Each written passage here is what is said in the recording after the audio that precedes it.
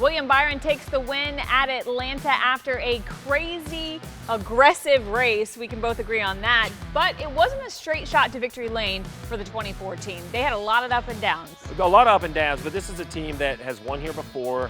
And early in the race, everything looked great, right? I mean, finished the top 5 in stage 1. Said on the radio that he loved his race car. I don't think I've ever heard a driver say he loved his race car. I wanted to clip it, make it my ringtone. But that's really when they went downhill. They came down pit road. It starts with the crew, a safety violation, which sounds complicated. Simply, a crew member went over pit wall with basically his hands trying to grab a tire. The rules are the rules. He goes to the back, and Kim, when you lose track position, everything goes downhill. And at a place like Atlanta, where track position is hard to get, that wasn't the only mistake he made. Well, I don't know if I'm going to put it on Byron or LaJoie, but either way, they made contact on the front stretch. He spins down through the grass, through the asphalt. I thought damaged the 24 worse than it really was. Lost a lap in the process because of flat tires.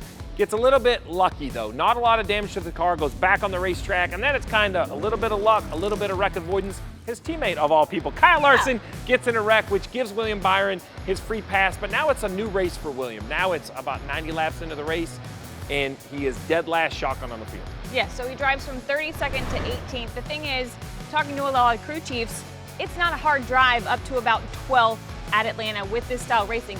It's when you get to about 12th to 15th, it turns into a parking lot, especially with side-by-side racing. Well, what it is, it's this magical track position that everybody talks about. It's kind of like a 4-leaf clover. Once you find it, you don't want to let it go, and that's what the top 12 is. Okay. Once you're there, you don't want anyone else to get there. So he gets to 18th. Caution comes out, Rudy Fugle, I'm going to put 2 tires on it. Now, at this point in the race, it's everyone for themselves. The weather is closing in. It's track position. It's strategy. I like the 2-tire call, but in the end, it didn't really work. The 24 didn't lose spots, but he just started mired mid-pack. Yes, because we saw a number of different strategies for the guys that did come down pit road. We saw some fuel-only stops, some other 2-tire stops. But then there was a slew of people that said, we're not coming down. Yeah. We're going to ride it out. Well, the challenge for the 24 was how do you break through? And the opportunity really opened on the caution that ended up ending stage 2.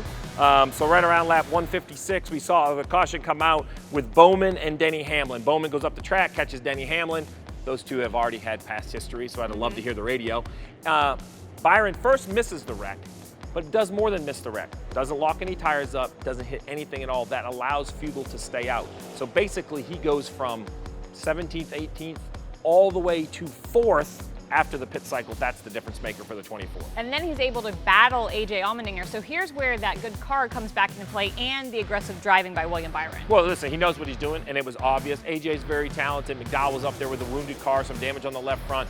Willian Byron, so this win and the challenges were all handed around. The driver had some mistakes, the team had some mistakes, but the recovery was the same. Efficiency on pit road, a great call by Rudy Fugle, and in the end, I always say the drivers are the superstars, and we saw why Willian Byron is emerging as a superstar, as he did pass the dinger and then hold off for 10 or 12 laps, and then all he had to really do was ride around and wait for the rain. Yeah, so Willian Byron and the 24 team set themselves apart from the field, the 4th win on the season, but even bigger than that, they move into the points lead, trying to go after that regular season championship. Well, the regular season championship does a few things, right? You get a little bit of points bonus, which is great. It's a lot of momentum to think that you beat everyone over 26 weeks. But if you look at history, I'm a stats guy, I like history.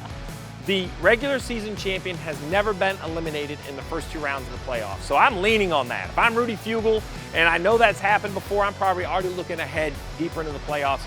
So I do think there's a lot that goes win that title.